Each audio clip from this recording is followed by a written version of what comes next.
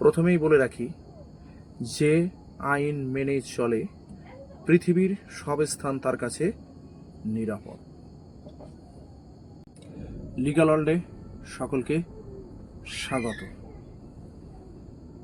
আজকের আলোচনার বিষয় সরকারি জায়গায় জবরদখল করে থাকা, অর্থাৎ ইললিগাল কনস্ট্রাকশন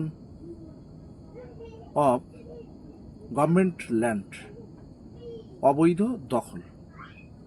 এই বিষয়ের উপরে আজকের আলোকপাত করব সংক্ষেপে।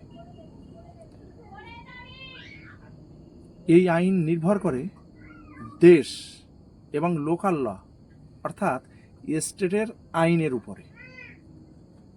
আইনগত দখল না থাকা অবস্থায় আপনার কোনো আইনগত দখল নেই, সেই অবস্থায় আপনি যদি কারো জমিতে প্রবেশ করে বা দখল করা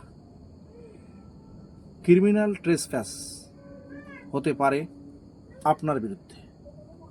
এর ফলে কি হবে? আইপিসি 441 এবং 447। তবে বলে রাখি, 1 জুলাই 2024 থেকে বিএনএস 329 এই 441 সেকশনে রানিং হয়েছে। পানিশমেন্ট ফর ক্রিমিনাল ট্রেসপ্যাস আপনার বিরুদ্ধে হতে পারে। Public premises eviction of unauthorised occupants act 1971।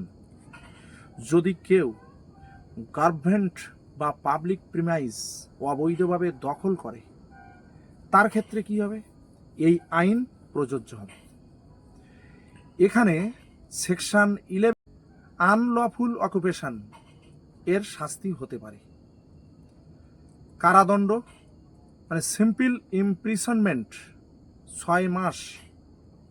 6 মাস পর্যন্ত কারাদণ্ড, অথবা 5,000 টাকা ফাইনের দণ্ড হতে পারে আপনার বিরুদ্ধে। যদি দখলকারীর বিরুদ্ধে উচ্ছেদ করে দেওয়া হয়েছে এবং সে পুনরায় দখল করে, তবে তার শাস্তি হবে 1 বছর পর্যন্ত জেল এবং কারাবাস। তবে এখানেই আমি বলে রাখি,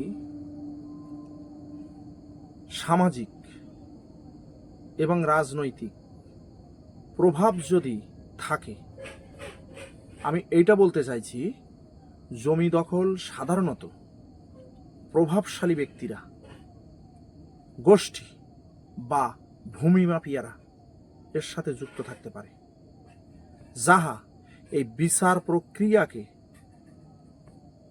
জটিল করে তুলতে পারে, এটাকে থমকে দিতে পারে।